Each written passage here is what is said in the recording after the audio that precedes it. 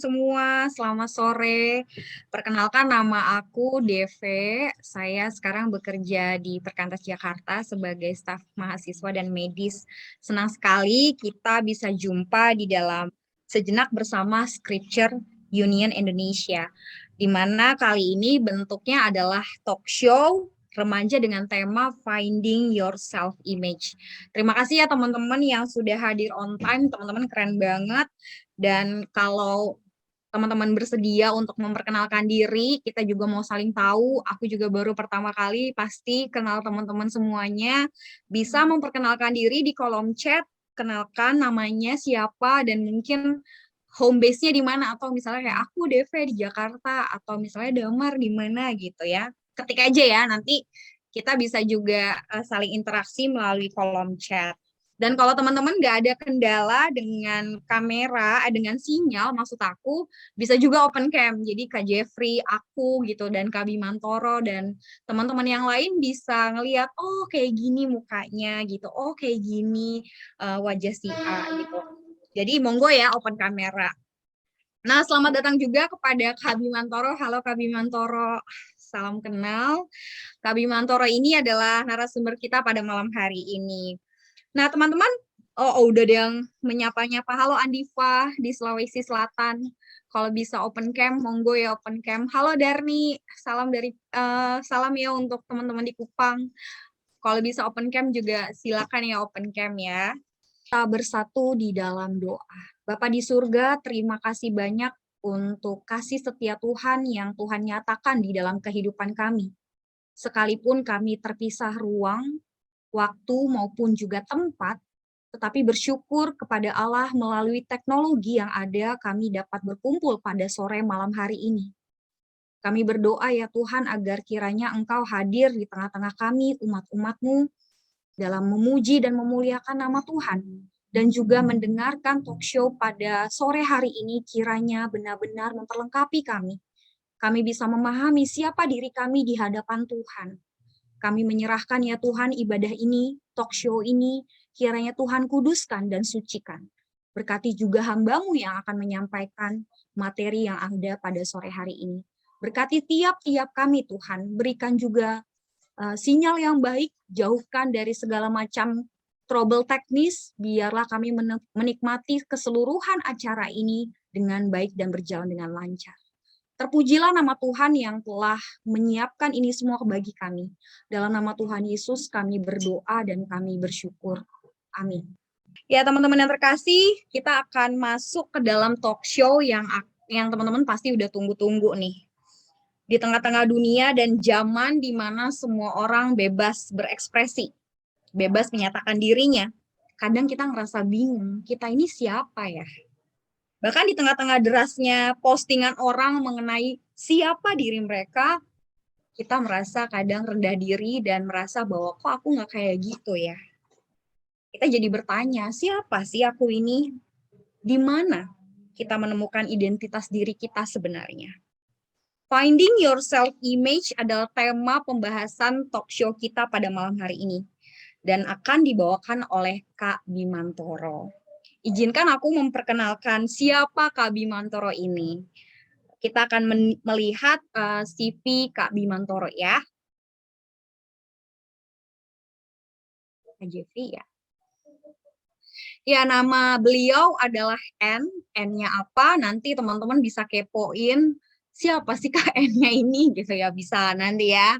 Namanya N Bimantoro Elifas, tapi beliau pengennya dipanggil bukan Bapak, apalagi Om bukan juga, tapi Kakak. Jadi panggil beliau Kak Bimantoro ya.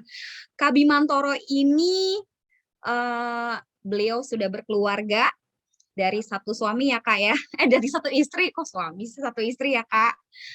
Beliau juga ayah dari 4 orang putra. Teman-teman bisa lihat sendiri, ada yang namanya Kak Rey, ada yang namanya Kak Aldo, ada yang mungkin teman-teman, oh ini kawan aku nih satu usia, namanya Rafael, atau juga Remiel. Nah, Kak Bimantoro ini melayani di bidang pelayanan konseling Kristen sejak tahun 2007. Jadi tentu beliau sudah expert sekali menangani masalah-masalah remaja maupun juga dewasa muda ya. Dan beliau juga adalah pendiri dan konselor di Blessing Counseling Center Bandung. Dan aktif melayani di gereja dalam pelayanan sekolah minggu, remaja, dan pemuda. Beliau juga pengkhotbah, pembicara dalam berbagai seminar dan trainer. Dan tentu kredensial beliau tidak lagi diragukan, lulusan S1 Fakultas Hukum Universitas Pajajaran, S2 Magister Divinitas di Sekolah Tinggi Teologi Reform Indonesia, lalu juga melanjutkan S2 Master of Arts in Counseling di Sekolah Tinggi Reform Indonesia juga ya. Nah, sebelum kita mendengarkan lebih jauh dan kalau teman-teman juga mau tanya-tanya dan diskusi mengenai tema kita pada hari ini, bisa teman-teman mulai dengan chat gitu ya.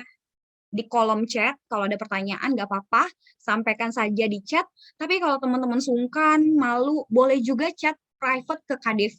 Ya, nanti KDV nggak akan bacakan namanya. Jadi rahasia teman-teman aman. Tapi kalau malu, biarkan gitu. Pokoknya chat aja, jangan takut, nggak ada pertanyaan yang salah. Oh ya, sambil menunggu Kak Bimantoro nih, kita juga bisa ya, teman-teman juga bisa kasih opini dan pendapat ya, apa sih menurut teman-teman identitas diri? Kalau tadi kan ada yang sudah mungkin tahu dan pernah dengar tentang identitas diri, teman-teman juga bisa loh kasih komentarnya. Oh, kalau menurut aku Kak kayak gini gitu. Bisa ya tulis di kolom chat. Kalau mau anonim juga boleh, nggak apa-apa. Kirim ke KDV ya. Nanti KDV akan bacakan. Nanti juga kalau memang ternyata menarik ataupun bisa jadi berkat buat orang lain, KDV akan bacakan untuk teman-teman yang lain tapi anonim. Nggak apa-apa. Kalau mau menuliskan sharing yang agak sensitif juga boleh, chat aja ke KDV dan KDV akan bacakan secara anonim ya. Saya masih suka nonton Teen Titans ya, artinya karena anak saya nonton, saya nonton ya. Ini sekelompok superhero yang lucu banget gitu ya. Kenapa lucu? Karena mereka lebih sering akhirnya mengurus dirinya sendiri daripada ngurusin orang lain. Membuktikan dirinya sendiri jadi mereka mau jadi superhero karena mereka ingin membuktikan dirinya. Jadi suka berantem antara 5 orang ini, suka berantem nanti yang ini, yang hijau ini ya berantem sama yang Robin, saya nggak tahu nama-namanya ya. Tapi ini seperti ini. Nah, yang menjadi masalah dalam kehidupan kita adalah seperti tadi, seberapa jauh sih kita mengenal diri kita. Ya. Terima kasih untuk jawaban yang jujur tadi ya, karena saya lihat pendiam itu menjadi satu hal yang cukup dominan dari semua teman-teman jawab. Apa sih yang menjadi perjuangan orang seumur dia hidup? Siapapun itu. Ya, dari dia 0 tahun sampai dia mati, orang itu sebenarnya berjuang untuk membuktikan siapa dirinya, baik terhadap orang lain maupun terhadap dirinya sendiri. Nah, ini yang bagi saya menjadi hal yang menarik ya teman-teman ya. Ini kita lihat ya. Saya itu ada beberapa dimensi. Ya. Yang pertama adalah actual self saya. Siapakah saya? Nah, tapi actual self ini yang mana? Ya.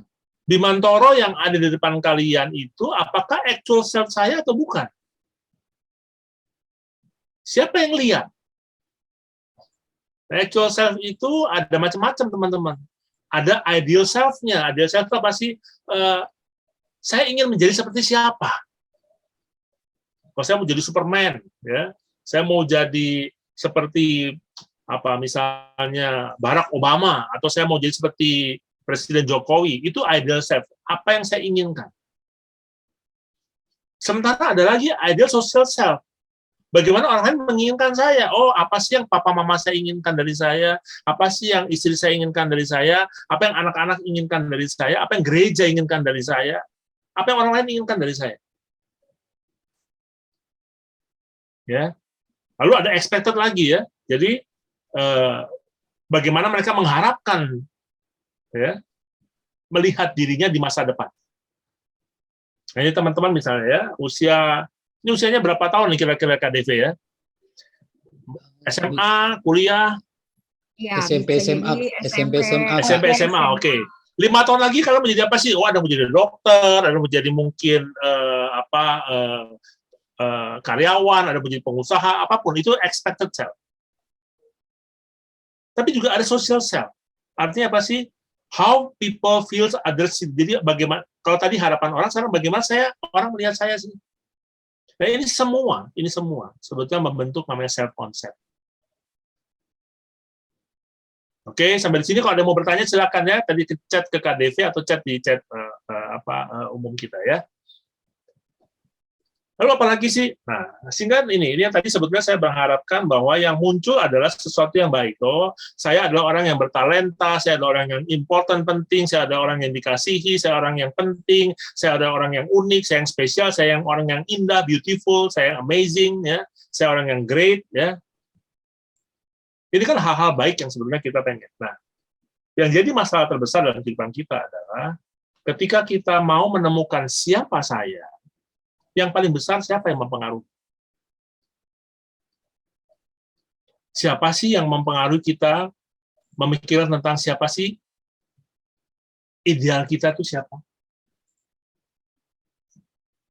Siapa yang mempengaruhi? Jadi, nah, kebanyakan orang-orang penting dalam kehidupan kita yang mempengaruhi kita. Itu kebanyakan. Ya. Bagaimana orang tua kita, ya, bagaimana teman-teman kita, ya, bagaimana guru-guru kita mengharapkan kita, itu kebanyakan sih orang lain yang membentuk kita.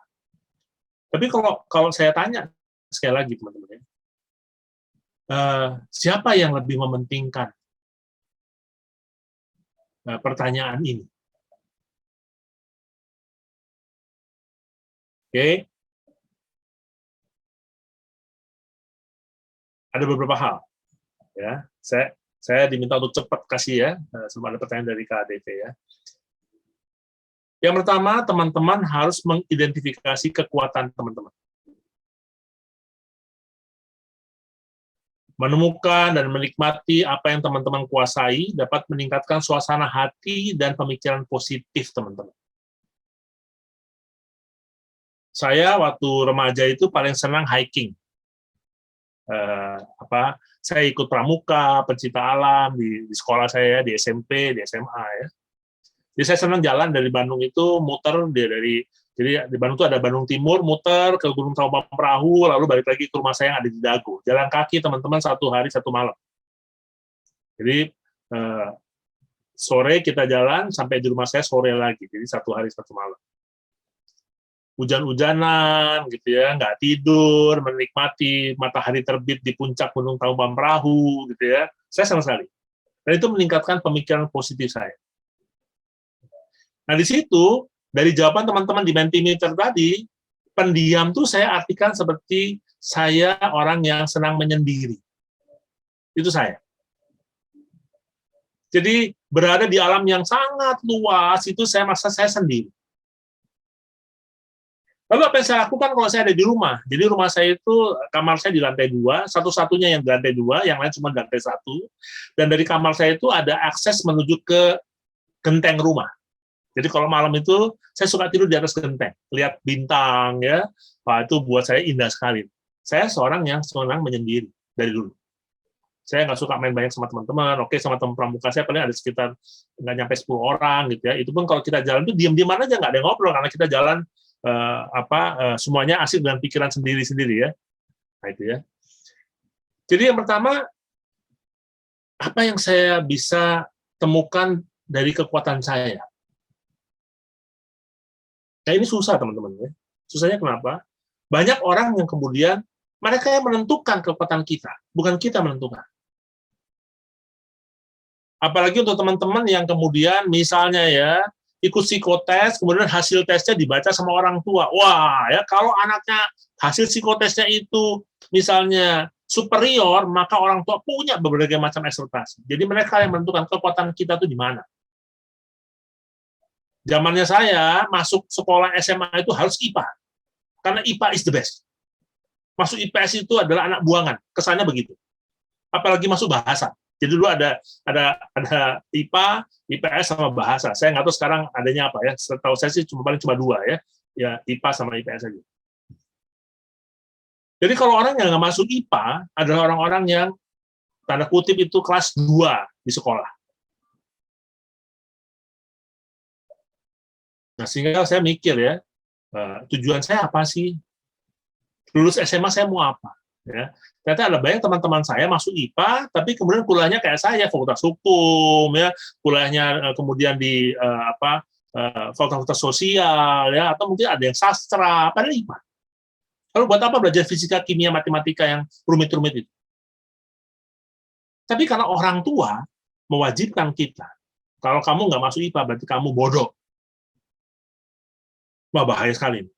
Nah, itu zaman saya ya. Moga-moga sekarang udah enggak ya Kak Jeffrey sama Kak Deve ya. Mudah-mudahan sekarang udah lebih terbuka ya, gitu ya. Iya, Karena iya, sekarang siapapun bisa masuk gitu ya. Iya. Jadi, ayo teman-teman, mulai temukan kekuatan kamu apa. Ya. Yang kedua, kelilingi diri kita dengan orang-orang yang positif. Nah, ini yang seringkali saya merasa bahwa saya senang sekali teman-teman saya itu sesama pencinta alam, sesama pramuka itu orangnya positif-positif.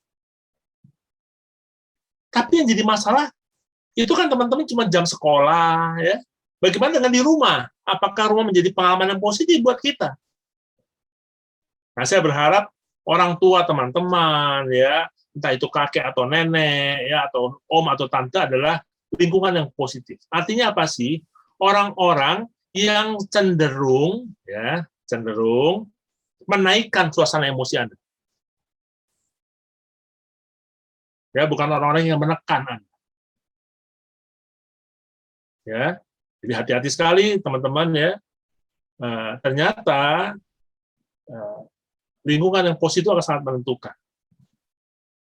Ya, seorang profesor di Jepang itu, kalau teman-teman mungkin udah sering dengar itu ya, dia meneliti tentang beras yang ditaruh di beberapa jar, di beberapa tabung ya.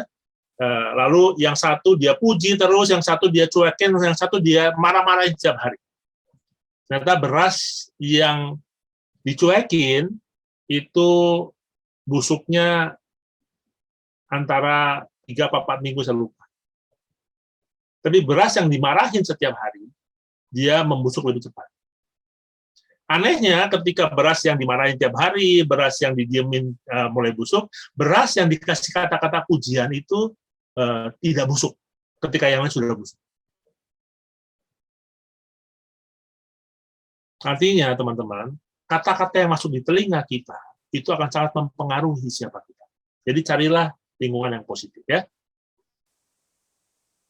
Sampai sini masih bersama dengan saya ya, saya nggak lihat soalnya. Oke ya. Lalu tujuan, nah ini teman-teman ya, Anda harus punya tujuan dalam hidup itu ya, apapun itu. Nah, yang saya sayangkan sekarang itu adalah ketika teman-teman punya tujuan, itu berbeda dengan generasi saya.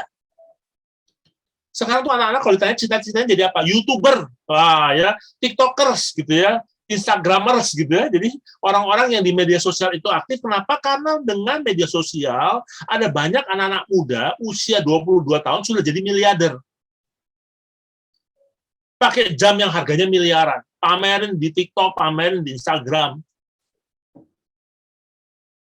Lalu ditanya sekolahnya, nggak sekolah dia, SMA selesai berhenti sudah. Nah, orang tua seperti kami ini belum bisa terima, ya. Apalagi misalnya anak-anak yang senang sekali olahraga e-sport, yang sekarang katanya hadiahnya itu sampai ratusan juta. Mobile Legends itu katanya $600.000 hadiahnya kejuaraan. Anda bisa bayangkan ya. Saya kerja sampai mati pun nggak bisa punya uang $600.000. Tapi anak-anak sekarang, model Raffi Ahmad, ya, anak-anak muda itu ya, siapa lagi itu ya, dalam usia mudanya, lulusan SMA aja, sudah punya klub sepak bola, punya mau bikin kebun binatang di Jakarta yang megah, ya, punya uang yang nggak ada serinya. Lalu di Malang itu ada seorang juragan 99, punya jet pribadi, umur masih muda, 26 tahun, luar biasa. Tapi tujuan kita apa sih jadinya? Nah, hati-hati sekali teman-teman kalau tujuan itu sekedar tujuan materi. Nah, saya agak sanksi nih Kak Jeffrey ya, kalau tujuan materi itu apa ada anak teman-teman menjadi pendeta kayak kita nih. Nggak ada kali ya. Jadi tetapkan tujuan apapun itu ya. Oke ya. Ini tipsnya ya. Lalu buat diri Anda didengar. Nah ini yang pendiam-pendiam tadi teman-teman, Anda tidak didengar dengan mulut Anda. Anda didengar dengan apa sih? Bukan cuma dengan mulut ya, tapi dengan tingkah laku Anda. Kemarin saya baru diprotes sama anak saya yang nomor 2. Papa tuh kalau di kafe, saya punya kafe teman-teman ya, saya menang satu kafe itu. Pak, kalau di kafe jangan cemberut. Wah, anak saya mau lihat. Kalau di kafe itu jangan cemberut.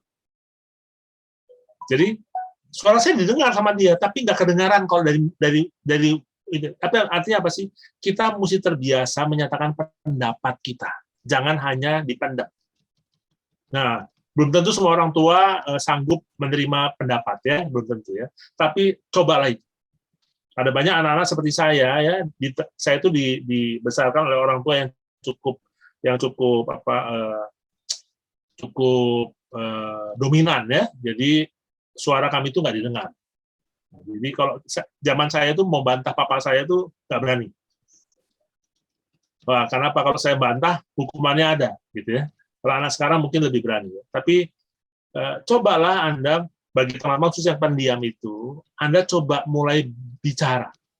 Ya, bicara apa sih keinginan Anda, ya, pikiran Anda, pendapat Anda, ya, supaya itu kalau setelah itu lalu coba ditulis pengalamannya apa. Ya. Jadi mulailah Anda membuat diri Anda didengar, teman-teman ya. Nah ini ya, afirmasi. Ya,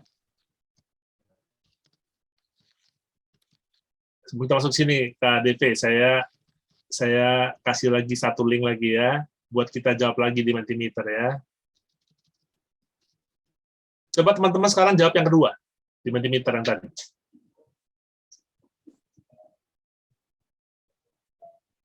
Silakan teman-teman. Di link yang tadi, kita jawab yang kedua.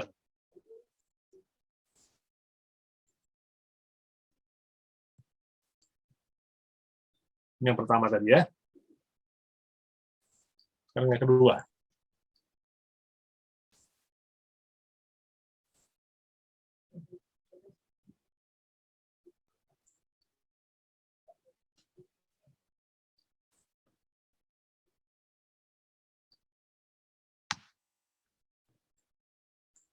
Berjawab?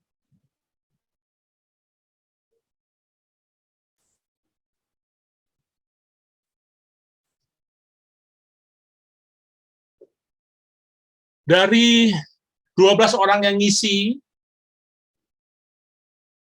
50%. Nah ya, ambil ya. Dari 12 orang ngisi, sekitar 4 itu berarti 4 bagi 12 itu sekitar 30% itu tidak sering dapat pujian. Tapi puji Tuhan ada 9 yang sering dapat pujian. Ini pujian ini teman-teman adalah sesuatu kekuatan yang akan membentuk kita untuk menjadi siapa kita di depan, ke depan nanti. Ini afirmasi. Nah pertanyaannya pujiannya seperti apa? Gitu. Apakah kita merasakan pujian yang tulus atau pujiannya nggak tulus, itu pun kita bisa lihat. Ya, jadi puji Tuhan nih makin naik ya, 10 yang sering dapat pujian dalam kehidupan. Oke.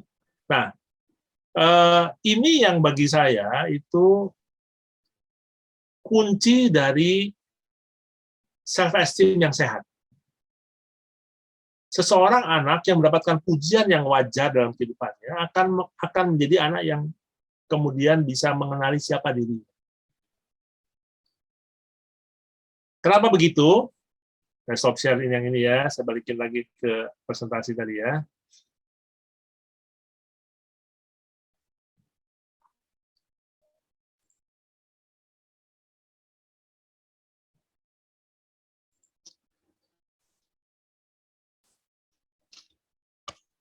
Membantu ya.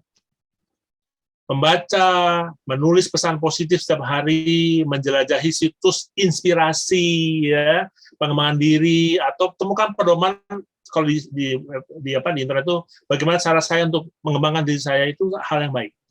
Cari teman-teman hal yang baik dalam diri Anda yang kemudian diakui oleh banyak orang. Kata-kata pujian tadi ya.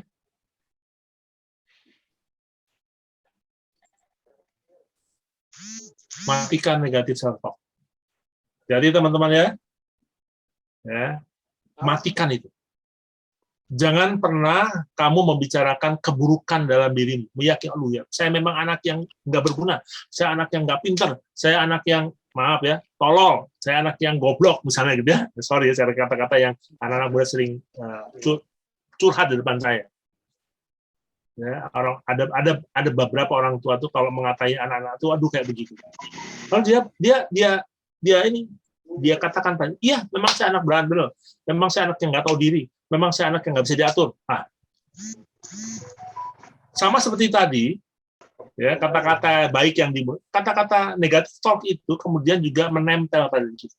Jadi hati-hati sekali teman-teman ya. Lebih baik kita ya menuliskan hal-hal baik yang dikatakan orang tentang kita. Jadi matikan negatif self talk. Bunuh perbandingan. Jangan banding-bandingkan dirimu. Ya, jangan bandingkan diri saya dengan misalnya Kak Jeffrey. Jangan bandingkan diri saya dengan Kak Deve. Jangan bandingkan diri saya. Sama-sama buah, ya, yang satu jeruk, yang satu apel, masing-masing punya kelebihan dan kekurangan. Oke, Anda memiliki nilai yang sama besar dengan orang lain. Jangan membanding-bandingkan, ya. Nah, kalau semua itu sudah terjadi, kalau semua tadi ya, beberapa poin tadi, maka kita bisa mengasihi diri kita sendiri. Nah, teman-teman ingat ya, firman Tuhan apa bilang? Kasihilah sesamamu manusia seperti engkau mengasihi dirimu sendiri. Nah ini banyak perdebatan ya, Tapi bagi saya, kalau saya tidak bisa mengasihi diri saya, maka saya akan sulit mengasihi orang lain. Nggak mungkin saya bisa mengasihi orang lain. Sehingga orang-orang yang self-esteem-nya jelek, dia pasti akan jadi orang yang mengkritik orang terus. Nah, teman-teman lihat ya, orang yang suka mengkritik itu bukan orang hebat. Nah, kita contoh ya, yang lagi ada di DPR itu kemarin, Arteria Dahlan itu. Yang lagi rame itu ya. Atau Edi Mulyadi, nah, lagi rame ya. Kritik gitu ya. Nah, orang-orang yang berkritik, saya lagi pikir ya, secara psikologis, orang yang kritik itu adalah orang-orang self-esteem-nya rendah sebetulnya. Sehingga mereka itu bisanya apa? Mencoba mencari kesalahan orang lain demi membuat diri mereka naik. Tapi nggak bisa naik. Kenapa? Karena mereka belum mengasihi diri mereka sendiri. Walaupun mungkin ada tujuan politik ya, saya nggak tahu ya. Tapi bagi saya, hati-hati sekali teman-teman. Apakah mengkritik nggak boleh? Boleh. Dalam konteks membangun. Artinya bukan dengan menjatuhkan orang lain. Nggak bilang monyet, ya, nggak bilang gendruwo, kuntilanak, gitu, nggak bilang kayak gitu ya. Tapi bagaimana dia memberi masukan kepada orang bahwa oke ya, kayaknya kamu lebih baik lakukan sesuatu yang ini deh daripada yang kayak tadi. Itu boleh. Tapi kalau kamu belum mengasihi dirimu sendiri, belum menghargai dirimu sendiri, nggak mungkin kamu bisa kemudian mengasihi orang lain. Itu prinsip saya ya. Nanti mungkin Kak Jeffrey sama Kak Deve kita bisa diskusi dengan itu. Tapi self-esteem adalah setelah tadi semua itu teman-teman, kalau Anda akhirnya belum bisa mengasihi dirimu sendiri, maka biarpun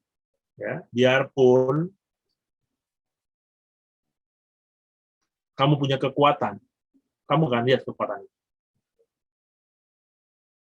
Ya, di dalam dunia konseling ada istilah namanya mediocre, pribadi yang mediocre. Artinya apa? Dia punya kekuatan, tapi dia tidak melihat kekuatan itu. Nah, ini nanti bagaimana caranya? Ya tadi itu teman-teman, yang beberapa poin nanti teman-teman bisa minta slide ini ke Kak Jeffrey ya. Tadi semua membunuh perbandingan, belajar matikan negatif self-talk, mesti cari dasar afirmasi, buat diri Anda didengar, menentukan tujuan, bangun lingkungan positif, identifikasi kekuatan Anda. Jadi kalau teman-teman bisa melihat 1, 2, 3, 4, 5, 6, 7 ini, maka ini nggak muncul. Nah, ini yang ingin saya bagikan kepada teman-teman ya. Kalau teman-teman pengen menjadi pribadi yang memiliki self-esteem yang sehat, 7 tadi coba jalan. Mulai dipikirkan, mulai direnungkan gitu ya. Setiap pagi habis saat teduh gitu ya, coba direnungkan. Apa sih yang Alkitab katakan tentang kita? Anda lihat ya, Alkitab itu word of affirmation. Jadi kata-kata yang selalu mengafirmasi. Kamu adalah bangsa yang terpilih, imamat yang rajani, umat yang kudus, kepunyaan Allah. Ya. Kamu adalah anak-anak raja. Ya. Kamu adalah orang yang dikasih Tuhan sampai Tuhan mau mengorbankan dirinya bagi kamu. Tapi Tuhan ada kritiknya juga. Hati-hati ya, kamu jangan berbuat dosa, jangan berkanyang dalam dosa. Ya. Hati-hati, Tuhan ada. Tapi ketika Tuhan mengkritik, tidak dalam kemudian menjatuhkan orang. Mari kita lihat.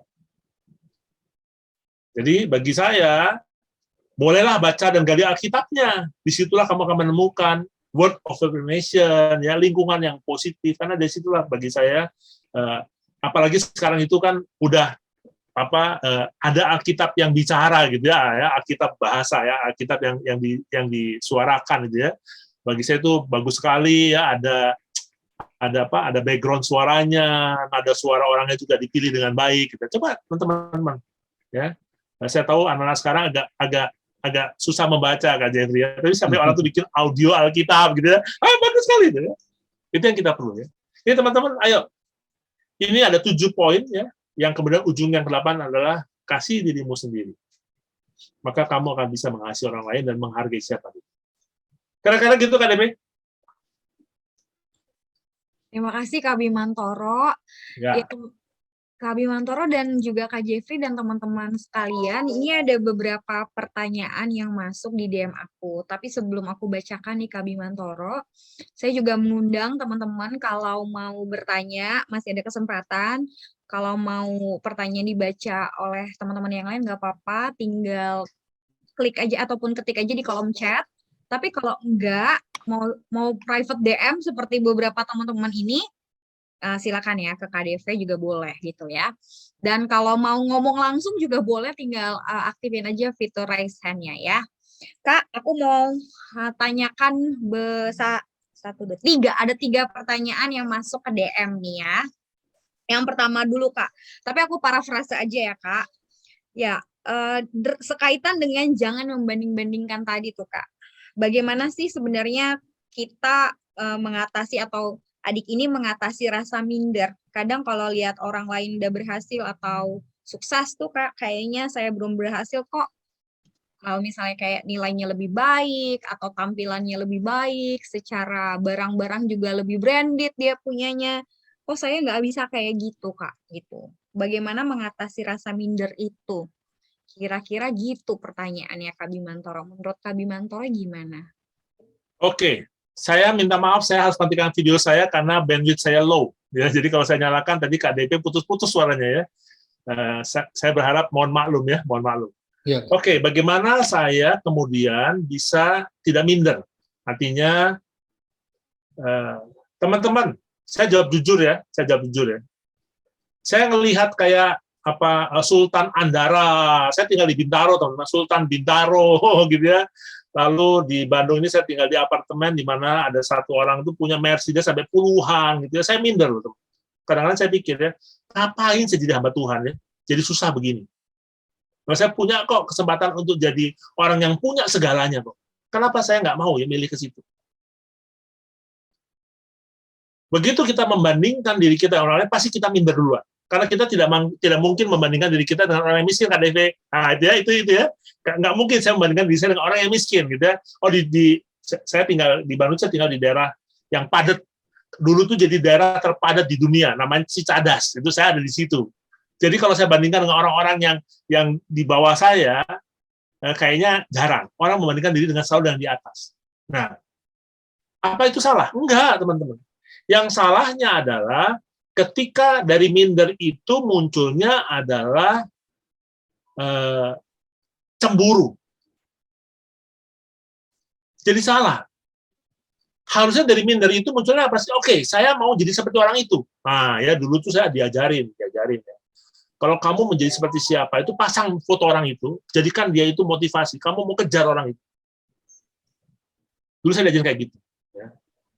Nah, cuma mesti hati-hati teman-teman ya. Apakah yang kita bandingkan itu realistis apa enggak? Nah, saya tanya teman-teman, boleh nggak kita pengen jadi presiden seperti Jokowi? Boleh teman-teman. Boleh. Pak Jokowi itu membuktikan kepada rakyat Indonesia bahwa menjadi presiden Indonesia tidak harus dari keturunan politik. Ya, semua presiden kita itu dari birokrasi. Yang pertama Pak Bung Karno, lalu Pak Harto. Yang ketiga siapa teman-teman? Habibie. Habis Habibie Gus Dur. Gus Dur cuma sebentar gitu ya. Habis itu siapa lagi sih? Habis itu Megawati. Habis Megawati SBY. SBY baru ke Pak Jokowi. Ada dua yang orang biasa-biasa aja. Tapi Gus Dur itu kan dia punya pengikut yang luar biasa dari NU. Jokowi lebih biasa lagi. Boleh, boleh. Lalu terakhir kemana? Ya jadi politik. Masuk ke politik lah, gitu loh. Nah, mulai kayak Pak Jokowi, mulai jadi ketua RT, ketua RW, jadi lurah, jadi camat, jadi wali kota, ya, jadi gubernur, bisa aja, silakan ya teman-teman. Bukan nggak bisa loh. Nah, cuma kan memang dari 220 juta rakyat Indonesia itu cuma satu presidennya, tentu itu kan hal yang sangat susah kan gitu. Lalu apa sih turun lagi mau jadi menteri? Boleh. Mari kita lihat menteri siapa yang paling menjadi idola teman-teman. Lalu kita lihat bagaimana cara dia menjadi menteri itu. Boleh aja. Jadi cemburu adalah minder melihat membandingkan kita dengan orang dari situ itu ada hal yang baik kan ya. Tapi follow up-nya. Ya kadang-kadang ini di antara hamba Tuhan pun kadang-kadang saya kadang-kadang juga luar biasa sekali ya kok si A itu pelayanannya kok diberkati Tuhan gitu ya. Nah, tapi kalau saya kemudian jadi cemburu aja, maka saya akhirnya jadi julid, nyinyir kan gitu kan. Untuk membuat dia selebrasi, nggak boleh gitu. Oke, bagaimana sih dia kok pelayanannya diberkati Tuhan? Oh, dia orang yang setia. Oh, dia orang yang jujur. Oh, itu kita lihat. Lalu saya mau jadi seperti dia, boleh. Jadi nggak mungkin kalian nggak minder. Ketika kalian melihat orang di atas kalian, nggak mungkin kan. Tapi minder itu jangan kemudian didalami, ya. Wah, dinikmati, ya jangan ya. Minder itu menjadi satu hal membuat kita berpikir, oke, apa sih yang akan kita lakukan? Kira-kira gitu kan, Devi? Makasih Kak Bimantoro, berarti kalau kita melihat seseorang yang lebih tinggi dari kita dan lain sebagainya, justru itu jangan dijadikan sebagai patokan untuk minder, malah kalau memang ada hal positif yang bisa kita lihat dan kita tiru, dijadikan sebagai sosok inspiratif ya Kak ya. Betul, kata-kata yang tepat, inspiratif. Nah, Kak, ada pertanyaan lagi nih. Pertanyaannya, aku bingung nih gimana cara, ya udah gini aja kali ya, aku bacakan aja langsung ya. Kak, boleh. kalau orang tua aku jarang memuji, aku mesti gimana? Oke. Kira-kira kayak begitu. Ya. Yang paling tidak beruntung adalah ketika lingkungan kamu cuma orang tua kamu. Teman-teman, orang tua saya nggak pernah muji saya. Seumur hidup saya. Nggak pernah muji saya. Di depan saya. Di depan saya. Tapi di belakang saya, belum tentu. Ceritanya beda. Setiap orang tua pasti membanggakan anaknya. Cuma kita tidak diajarkan bagaimana memuji anak di depan anak. Nah, saya tahu papa saya itu puji saya di depan teman-temannya. Kenapa? Karena saya lulus sekolah tuh usia 21-22 tahun. Ya, lalu saya menikah di usia 23 tahun. Iya, makanya anak saya umur 31 tahun, Kak Devi. Iya, nah saya menikah 91 itu, saya menikah baru mau 24. Ya, ketika saya menikah itu seorang orang tua dari teman saya itu bilang, wah ini paling nekat anak ini katanya. Di antara semua teman-teman di gereja itu, yang lain masih kuliah, nggak jelas dia udah kerja, lalu sudah menikah. Sosok inspiratif berarti Kak. Enggak juga. Enggak juga gitu ya. Nikah muda. Jangan ditiru ya. Anak-anak saya nggak ada niru. Anak saya yang nomor 1 nomor 2 Ini belum nikah. kasus khusus ya teman-teman, kasus ya, khusus. Jangan ditiru ya. Tapi teman-teman tahu nggak ya? Jadi di tengah lingkungan yang tidak pernah memuji saya baru mendapatkan apresiasi yang cukup itu ketika usia saya 30 tahun. Anda bisa bayangkan nggak? Jadi, saya punya lingkungan di gereja, paduan suara, yang kemudian bilang, Bim, suara kamu bagus, nyanyi solo. Ya, waduh, saya deg-degan, teman-teman. Nyanyi solo itu pertama kali di hidup saya gemeter luar biasa. Sampai blank. Anda bayangkan ya, saya jadi song leader, saya jadi lead singer di sebuah paduan suara, saya lupa sama notnya, lupa sama lagunya. Anda bisa bayangkan nggak? Tapi mereka lah yang membuat saya kemudian jadi seperti saya sekarang ini. Bisa bicara lancar kayak gini, Kak Jeffrey ya. Karena dulu saya nggak mau bicara depan umum. SMA saya juara pidato, habis itu dipuji sama guru saya, lalu saya nggak mau pidato lagi. Kenapa? Bagi saya pujian itu menjadi sesuatu yang menakutkan, karena nggak pernah dipuji. Anda bisa bayangin. Juara pidato kelas 1 SMA, habis itu saya nggak mau pidato lagi. Setelah dipuji di depan teman-teman. Buat saya tidak layak saya dipuji, karena nggak biasa saya dipuji. Tapi akhirnya kemudian Tuhan kemudian membantu saya dengan lingkungan yang baik di gereja, ya, teman-teman saya yang baik, mereka mengapresiasi saya, lalu apresiasi yang paling dalam ketika saya kemudian dalam usia 34 tahun saya tinggalkan pekerjaan saya sekolah di seminari. Nah, di situ saya mendapatkan banyak tantangan, tapi banyak juga pujian. Jadi, sekali lagi teman-teman, jangan terpaku dalam lingkungan keluargamu. Kamu nggak bisa minta orang tuamu, yang mulai hari ini Pak Bim, Kak Bim, saya pengen orang tua saya punya, jangan rubah orang tua. Carilah lingkungan yang positif. Nanti kamu malah jadi ribut sama orang tua kamu. Nah, cari teman-teman. Makanya bagi saya itu memang pandemi ini mengurung kita ya. Tapi kan ini udah mulai longgar gitu ya. Kalian ada Zoom segala macam. Anak saya sudah mulai tatap muka ya, walaupun saya agak takut karena ada Omikron itu ya. Tapi carilah teman-teman di gereja, persekutuan remaja, persekutuan pemuda, itu hal yang bagus. Ya, ikut baca gali Alkitab gitu ya. Itu kan jadi hal-hal yang saya kelas 6 SD sudah tamat Alkitab. Ya, dulu tuh di Malang itu ada apa namanya?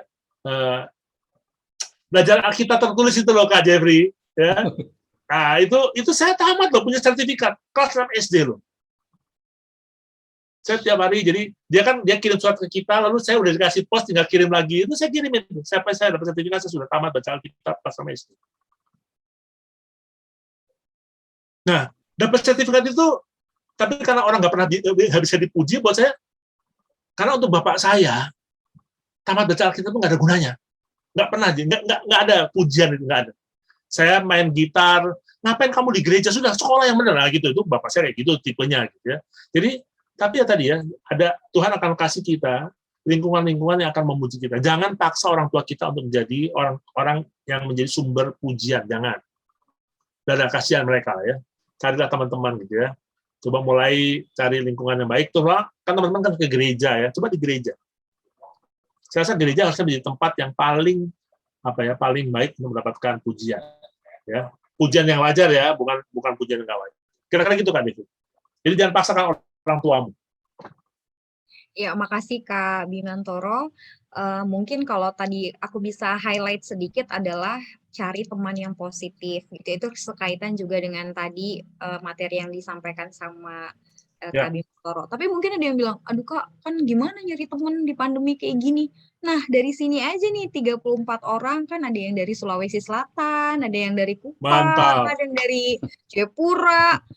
Mulai dari sini aja kenalan, makanya tadi memperkenalkan diri kan di awal, yang dari Soe, yang dari Jakarta, bisa juga jadi komunitas yang baik, yang positif, yang teman-teman bisa saling mendorong, membangun, encourage, dan saling memuji. Kira-kira kayak gitu ya.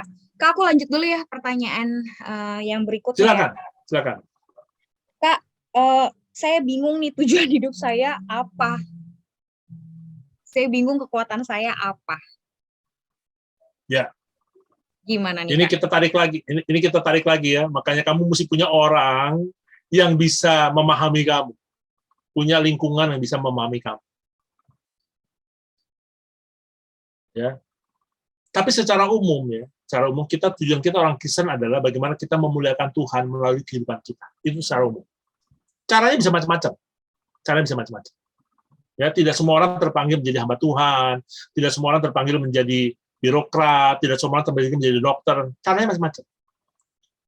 Tapi bagaimana kita menemukan tujuan hidup kita? Memang kalau kamu sendiri itu, nah, kekristenan itu bukan agama individualis, agama komunal. Ya, makanya kita tuh kenal dengan persekutuan, ya, ada perjamuan kudus, ya, itu kan artinya komunal. Ya, Tuhan tahu bahwa manusia nggak mungkin sendiri, maka dikasihlah penolong yang sepadan, suami istri. Ya, tapi kan usia remaja kan nggak mungkin dari istrinya, nggak mungkin, tapi ada komunal. Jadi KDV mau tidak mau memang teman-teman mesti bisa cari orang yang mengenali Anda. Nah, kami di pusat konseling blessing membantu anak-anak remaja kemudian untuk mengetahui si potensi dia apa. Ya, itu yang saya bisa bantu ya. Satu kali ada seorang ibu dokter ya, dia punya klinik yang besar di Jakarta, lalu anaknya pengen jadi desainer. Padahal anak ini dari SD sampai SMA juara 1 terus. IPA. Nah, mamanya pengen dia jadi dokter meneruskan kliniknya. Nah, gitu ya. Lalu datang ke saya, minta sama saya untuk Pak Bim arahin dong anak saya jadi dokter. Tolong gitu ya. Nah, tapi dalam percakapan saya, anak itu kasih lihat sama saya itu bukunya, buku gambarnya. Desainnya luar biasa sekali, teman-teman. Luar biasa sekali desainnya. Nah, puji Tuhan, setelah kami ngobrol, gitu, akhirnya orang tuanya mengizinkan anaknya sekolah di Amerika, di sekolah desain yang terbaik di sana. Karena bagi saya, di satu sisi, ada anak kedokteran di Jakarta datang ke saya, orang tuanya bingung, begitu dia lulus, dia malah mengembangkan bisnis pet shop.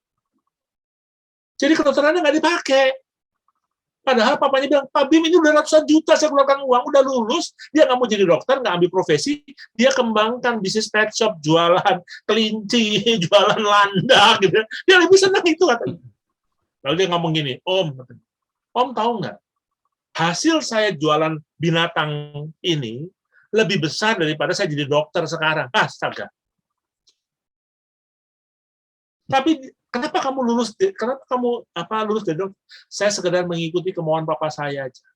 Dengan target begitu lulus papa saya nggak punya lagi hak. Saya udah lulus ya dokter ya, udah ya penuhi kewajiban. Habis itu saya bikin yang lain. Nah, luar biasa saya teman-teman. Sampai hari ini saya kadang-kadang kita lagi butuh banyak dokter gitu ya. Saya tanya kamu nggak mau Om? Udah saya lebih baik. Ini sekarang pet shop-nya lebih banyak berkembang, jualan ular kemana gitu ya, lagi pandemi katanya malah laku kata dia. Karena apa, orang lebih nggak takut temenan sama binatang daripada sama orang. Kalau binatang nggak karena corona katanya. Luar biasa sekali. Jadi mau nggak mau KDV memang kita mesti punya supporting group, ya. Itu akan membantu kita untuk bisa menemukan apa tujuan kita.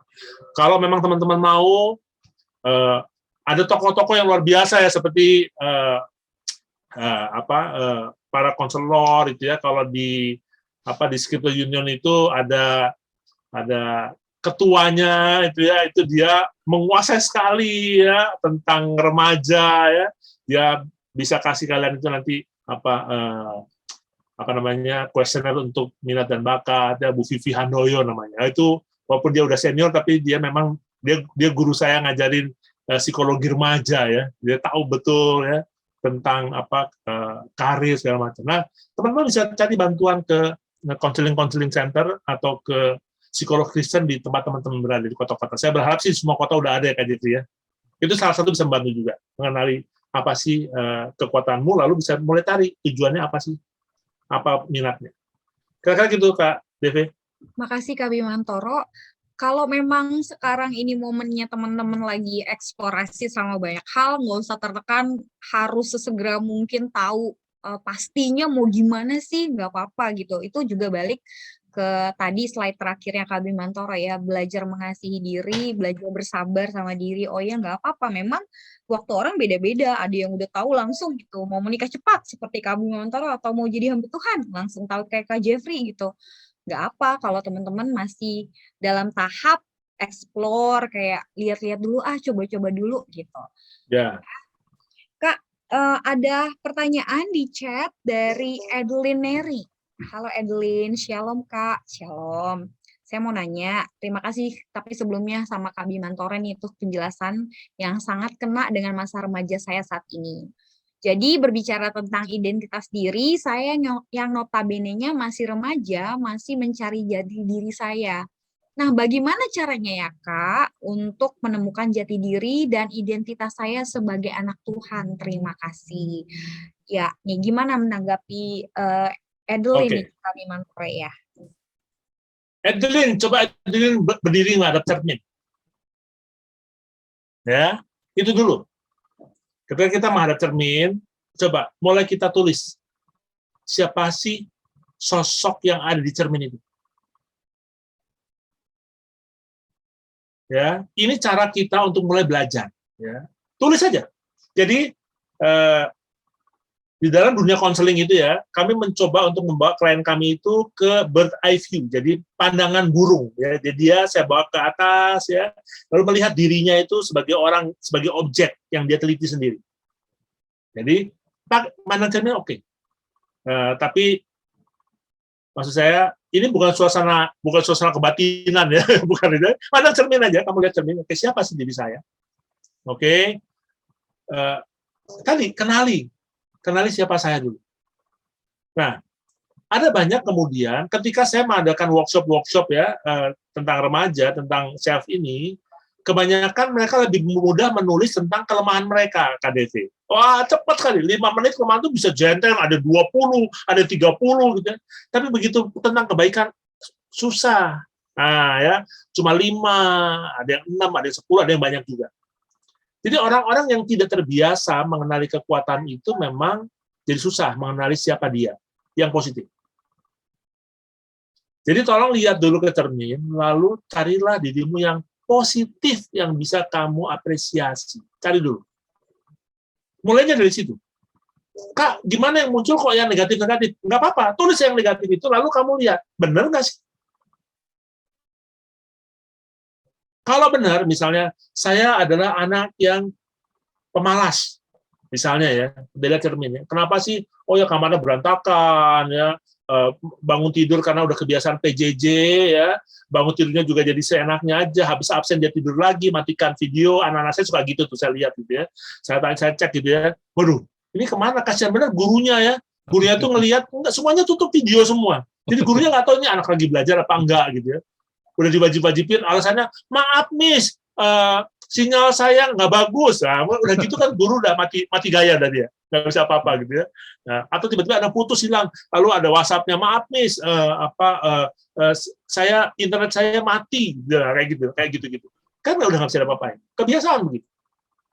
Bahkan ada satu klien saya, anak perempuan, Kak Jeffrey sama Kak Devi, itu nggak pernah ngikut secara serius. Jadi dia pagi-pagi jam 5 dia absen, terus tidur lagi dia. Nah, teman-teman tahu nggak ya, ada anak yang kreatif sekali. Zoom itu bisa pakai video background. Jadi dia buat video background dia, seakan-akan dia ada di situ, padahal dianya lagi tidur. Orangnya sih gerak-gerak, kayak Kak Devi itu gerak-gerak, padahal dia tuh nggak di situ tuh. Gerakannya sama, orang lihat tuh gerakannya sama gitu. Tapi kan seragamnya berat. Jadi ada anak yang cerdas-cerdas ini. Tidur dia. Makanya pemerintah itu kan mau PTM itu kan kalian. Jadi sekali lagi, siapa namanya tadi KDP? Aku lupa dari siapa namanya. Adeline. Adeline ya. Oke, Adeline, terima kasih pertanyaannya. Coba Adeline mulai lihat siapa Adeline ya. Jangan tanya orang lain dulu, jangan tanya orang lain. Lihat ya, cari yang positif. Cari yang positif ya. Lalu mulai ngobrol sama orang-orang yang dekat dengan Adeline. Ya. Beranikan ditanya sama, menurut kalian tuh saya ini apa sih yang baik dalam diri saya? Apa yang mesti saya perbaiki? Nah, mulai membuka diri ya. Itu menjadi baik. Memang kalau teman-teman punya ada pusat konseling yang baik di tempat teman-teman, itu lebih baik datang ke sana ya. Ngobrol sama konselor yang bisa dipercaya ya. Karena konseling itu kan bukan untuk orang sakit jiwa, bukan ya. Konseling itu saran kita untuk ngobrol, karena kami tahu sekali sekarang itu kan susah punya teman yang bisa yang positif, susah. Nah, pelayanan konseling itu menjadi salah satu cara ya untuk kita bisa mengenal siapa diri kita. Kira-kira gitu kan, Devi? Ya, makasih Kak Bimantoro. Ya, Adeline, semoga menjawab ya. Kalau misalnya masih bingung-bingung, coba deh baca Mazmur 139. Kadang kalau aku bingung, terlalu overwhelmed sama banyak hal, aduh kok kayaknya belum jadi apa-apa gitu. Nah, aku suka balik ke Mazmur 139 ayat 14. bahwa aku diciptakan dalam rupa Tuhan, fearfully and wonderfully made ya. Kak, ada pertanyaan lagi nih ya. Dia bilang, Kak, kalau di daerah saya itu, kalau percaya diri itu suka dikategoriin sombong, Kak. Jadi gimana nih ngebedainnya dan jangan sampai aku jadi jatuh kayak sombong. Kira-kira kayak gitu pertanyaannya, Kak. Oke, terima kasih. Ini pertanyaan yang baik sekali ya. Ketika kita percaya diri tapi tidak merendahkan orang lain, nggak mungkin kita dibilang sombong. Nah, tapi teman-teman, hati-hati. Ada orang yang nggak suka kita percaya diri. Kenapa? Karena mereka minder. Nah, itu yang bahaya. Gitu. Jadi tidak semua suara itu wajib kita perhatikan. Suara itu ada dua, teman-teman ya. Ada voice, bahasa Inggris, ada noise.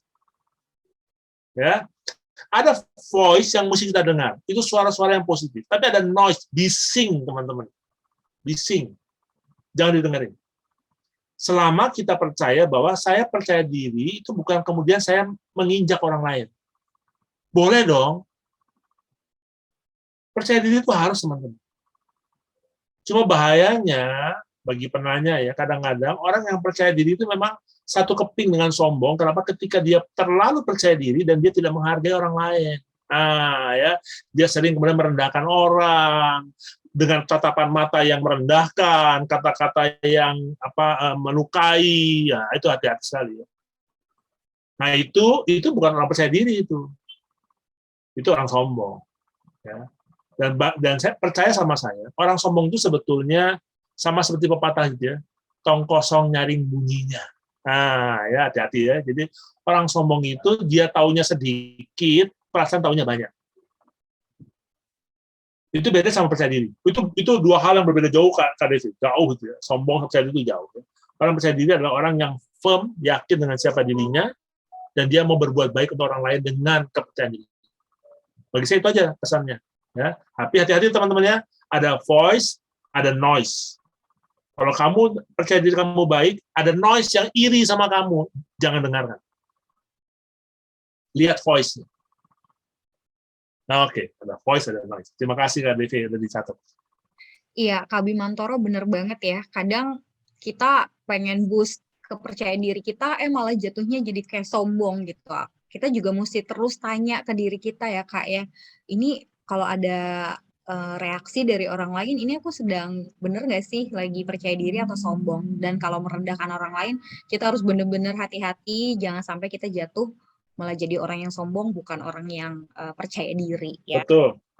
Kak, ini bukan pertanyaan dari siapa-siapa sih, ini pertanyaan dari aku. Bagaimana cara membangun kepercayaan diri yang benar dan sehat, Kak? Kadang kalau kita lihat si A, si B punya tips, punya trik gitu ya. Kadang itu mungkin tidak tepat dengan konteks kita, dengan kondisi keluarga kita, kondisi latar belakang kita gitu. Bagaimana cara kita membangun kepercayaan diri yang benar, Kak, dan yang sehat? Oke. Firman Tuhan bilang apa sih? Firman Tuhan bilang ya, kerjakan apa yang ada di depan tanganmu. Nah, gitu ya. Setiap keluarga dalam kondisi apapun pasti ada kekuatan. Kerjakan mulai dari situ dulu. Jadi hati-hati sekali ya, teman-teman. Ada orang-orang, kadang-kadang saya pikir gini ya, kalau saya melihat biografi orang-orang sukses, mohon maaf, kebanyakan dari orang susah tuh. Iya loh. Bukan dari orang tua yang kecukupan kebanyakan. Dari orang yang sangat sederhana, orang tuanya itu cuma petani, pegawai rendahan gitu ya. Tapi anaknya kemudian diajarkan untuk sukses. Jadi justru sebetulnya hal-hal yang menurut kita tidak beruntung itu bisa menjadi hal yang memacu semangat kita. Jadi apa yang ada di tangan kita misalnya ya. Jadi saya nggak mungkin, saya kadang-kadang sirik gitu ya, aduh Tuhan kenapa saya kok nggak lahir di keluarga yang konglomerat ya, yang anaknya bisa sekolah di Amerika, pulang Indonesia cacis bahasa Inggris, itu kayaknya udah oke banget gitu ya. Saya lahir di keluarga pegawai negeri, yang sekolahnya bisa sekolah negeri, SD negeri, SMP negeri, SMA negeri, kuliah negeri gitu, karena nggak sanggup bayar kan gitu ya. Kenapa gitu ya? Nah kalau saya cuma begitu aja terus ya, saya begitu aja, saya tidak mensyukuri. Lalu sekarang saya mulai sadar sekarang ya. Saya SD itu di SD Mustopo Beragama itu ya. Lalu SMP saya SMP negeri. SMA saya SMA negeri. Teman-teman tahu nggak? Saya kuliah di negeri itu satu semester cuma 27.000 rupiah. Nanti sebanyak, tapi itu kan tahun itu ya. Sampai lulus 8 semester itu cuma kali 8 aja. Nggak nyampe 240.000 teman-teman. Sementara swasta saat itu 350.000 satu semester. Jadi saya sekolah dengan 1/10. Nah, ketika saya tidak mensyukuri itu, maka apa yang Tuhan berikan menjadi bukan hal yang baik buat saya. Dan saya sadari, betul. Saya menjadi orang yang tidak mensyukuri masuk negeri, gitu. Karena saya pengennya kedokteran, maksudnya fakultas hukum, gitu ya. Itu sebuah fakultas yang saya pilihnya itu ikutan teman caci cup aja. Karena waktu itu kan mesti boleh pilih IPA, IPS, IPA 2, IPS 2, gitu kan. Saya nomor 1 fakultas kedokteran di A, kedokteran di B, lalu pilih apa ya? Teman saya sebelah saya, udahlah hukum sama FISIP aja. Nah, saya ngikutin dia aja. Nah, saya lupa ya bahwa dalam sistem dulu itu nilai yang terbaik lah yang diambil. Ya, tapi bangga juga sih masuk di koran, dulu kan di koran. Wah, nama saya di koran nasional gitu ya. Dari 10.000 orang saya masuk di situ. Tapi cuma di situ aja kan dia bangganya. Nah, tadi saya salah. Sehingga kuliah pertama semester 1 semester 2 saya bilang, saya anak IPA pengen jadi dokter ngapain ya? Apalagi orang tua saya bilang, ngapain fakultas hukum? Udah belajar lagi. Ambil yang tahun kedua. Udah. Jadi di sini nggak disyukuri, di sana ada tekanan gitu ya. Tadi saya menjadi mahasiswa Nasakom, nilai 1, tapi luar biasa Tuhan ya. Mahasiswa nilai 1, ini lulus 8 semester. Iya, luar biasanya Tuhan. Artinya, saya kejar, teman-teman. Saya nggak lihat IP, saya kejar, pokoknya 8 semester mesti lulus aja. Lulus, puji Tuhan. Dengan selisih saya, nilainya A+. Lulus, puji Tuhan aja. Tapi ya gitu. Karena saya tidak mensyukuri KDV, maka saya menjadi orang yang kemudian tidak optimal di situ. Jadi hati-hati sekali teman-teman. Kenapa? Karena saya SMA pengen jadi pendeta, teman-teman. Saya nggak mau jadi dokter, nggak mau jadi. Sebenarnya saya pengen jadi pendeta. Ya, tapi zamannya saya sama Kak Jeffrey jadi pendeta itu miskin kan gitu kan. Jadi papa bilang ngapain jadi pendeta, hidupmu mau kayak apa gitu kan. Karena dia mengharapkan anaknya yang pintar ini ya jadi dokter lah kan gitu ya. Iya. Nah, puji Tuhan, waktu itu saya marah sekali ya Kak Dev ya. Saya marah sekali, saya bilang sama papa mama saya, kalau saya sudah sukses, saya tinggalkan semua. Itu saya umur 17 tahun. Umur 34 tahun Tuhan tagih Kak Dev. Tinggalkan semua. Wah, ngeri saya. Nah, akhirnya saya dipaksa Tuhan untuk jadi hamba Tuhan. Ya. Tinggalkan semua. Nah, ternyata itulah yang menjadi gairah hidup saya. Nah, puji Tuhan saya dipelihara Tuhan sampai saat ini ya. Bisa ketemu sama teman-teman semua ya. Ada 36 orang puji Tuhan. Jadi gitu kan, ayo hargai. Ya. Apa yang kamu punya, hargai dulu.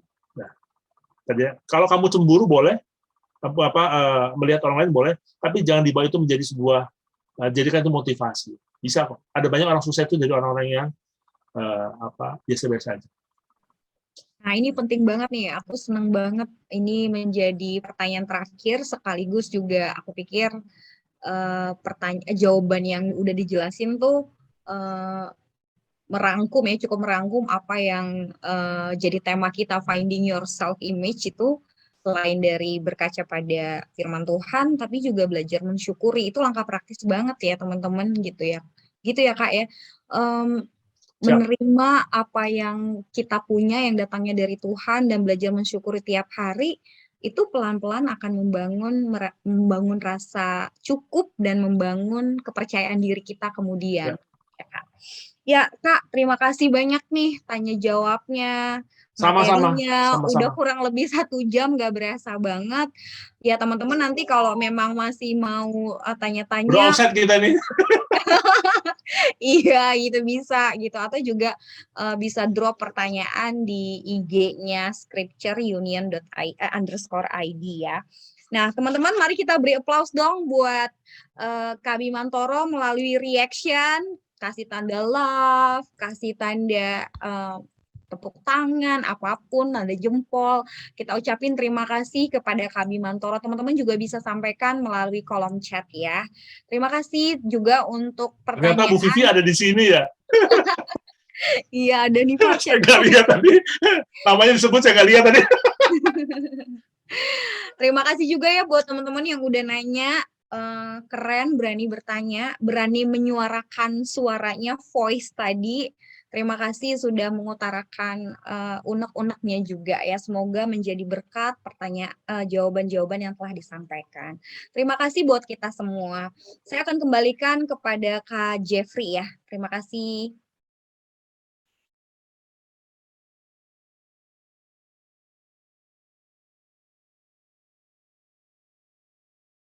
KDV, terima kasih KDV. Untuk teman-teman semua yang tetap ikut setia dan juga untuk Kak Bimantoro dan KDV, kami berterima kasih. Ini dari kami ada ucapan terima kasih untuk Kak Bimantoro ya, bentuknya sebentar.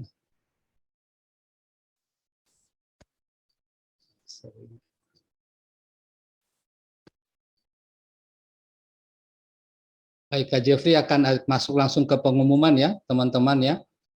Untuk pengumuman, yang pertama,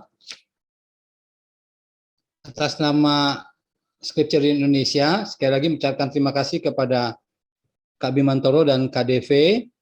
Kemudian teman-teman, ini bagi teman-teman yang ada di Aceh, Nias, dan Sumut, ini ada Youth Camp ya, BGA Online, hari Jumat Sabtu, tanggal 18 dan 19 Februari 2022. Ya, tadi sudah dibilang sama Kak Bimantoro, BGA, Baca Gali Alkitab, jam 6 sore. Boleh diajak teman-teman yang lain ya, yang ada di daerah ini, silahkan ikut. Nanti bisa WA Kak Jeffrey ya. Temanya GPS, Grow, Pursue, and Seek ya. Via Zoom, ada movie clip, games berhadiah, BGA, dan lain-lain. Nah, ini brosurnya. Youth Camp BGA Online Aceh, Nias, Sumatera Utara. Teman-teman bisa ikuti nanti bulan Februari, Jumat Sabtu, buat remaja. Nanti bisa daftar lewat Kak Jeffrey. Menarik ya Youth Camp-nya ini. Kita belajar firman Tuhan, tapi juga sambil kita bermain. Kita having fun. Kemudian pengumuman berikut teman-teman. Ini ada lomba Instastory ya di IGSU. Nah, kalau teman-teman diberkati dengan acara talkshow hari ini, yuk bikin Instastory-nya di IG, di tag IGSU Indonesia. Ya, ini teman-teman bisa caption ini ya di foto ini, teman-teman bisa ini WA-nya Kak Jeffrey, bikin caption yang menarik, ya, yang keren, positif tentang SU, lalu tentang topik saat ini talkshow remaja, jumlah katanya bebas. Lalu jangan lupa di tag ya temanmu sebanyak-banyaknya, lalu di follow di IG SU @scriptureunion _ID itu ya. Pemenangnya ada 2, yang paling banyak tag teman-temannya sama caption paling menarik. Nah, itu WA-nya Kak Jeffrey, nanti bisa kontak Kak Jeffrey ya. Ini teman-teman bisa ini IG-nya Scripture Union ya, teman-teman bisa lihat untuk IG-nya Scripture Union ya. Di Kakak kirim. Ya, demikian sementara untuk pengumumannya. Terima kasih sekali lagi untuk Kak Bimantoro dan KDV. Kita akan akhiri talkshow remaja. Sebelum diakhiri dengan doa, mungkin ada closing statement dari Kak Bimantoro dan sekaligus ditutup dengan doa. Silakan Kak Bimantoro. Setelah ini teman-teman remaja ada foto bersama ya. Baik teman-teman sekalian. Sekali lagi terima kasih untuk kesetiaannya mengikuti talkshow ini dari awal sampai akhir. Pesan saya cuma satu. Ya, kasihlah dirimu sendiri. Nomor 1. Ya. Karena bagi setiap kita, kalau kita mau menjadi berkat bagi Tuhan, itu kita kenali siapa kita. Kasih itu bukan berarti kita kemudian memperhatikan ya, kemudian jadi kayak K-pop itu ya, operasi plastik gitu ya. Maksudnya artinya menghargai apa yang Tuhan beri dalam diri kita. Kita adalah unik, kita berharga di mata Tuhan. Kasihlah dirimu seperti sehingga kamu bisa mengasihi banyak orang dalam hidup. Kira-kira gitu Kak Jeffrey, mari kita tutup pertemuan kita ini dengan doa. Kami mengucap syukur Tuhan, ketika di awal-awal ada gangguan teknis, tapi kami percaya Tuhan yang menopang acara ini sehingga sampai akhir tidak ada gangguan sedikit pun. Mengucap syukur untuk setiap teman-teman yang boleh mengikuti acara ini. Biarlah kiranya berkat Tuhan, sukacita dari Tuhan juga beserta dengan mereka. Dan apapun yang kita diskusikan bersama pada malam hari ini boleh menjadi masukan, boleh menjadi pedoman bagi mereka untuk mengenali siapa dirinya, bukan cuma di hadapan manusia, tapi tentu di hadapan Tuhan. Kami terus mendoakan setiap teman-teman dari berbagai daerah, kiranya mereka boleh menjadi berkat bagi teman-teman mereka. Secara khusus kami berdoa untuk Scripture Union Tuhan, sebuah organisasi yang dengan setia terus menyebarkan kasih Tuhan melalui pelayanan baca dan gali Alkitab dan banyak pelayanan lain untuk boleh anak-anak muda dan keluarga-keluarga Indonesia memahami firman Tuhan dengan baik dan benar. Kami ucap syukur Tuhan untuk malam hari ini, dan kiranya Tuhan sendiri akan menyertai kami sepanjang sisa malam hari ini. Terima kasih Tuhan, dalam nama Putra yang tunggal Tuhan kami Yesus Kristus kami mengucap syukur. Amin. Amin.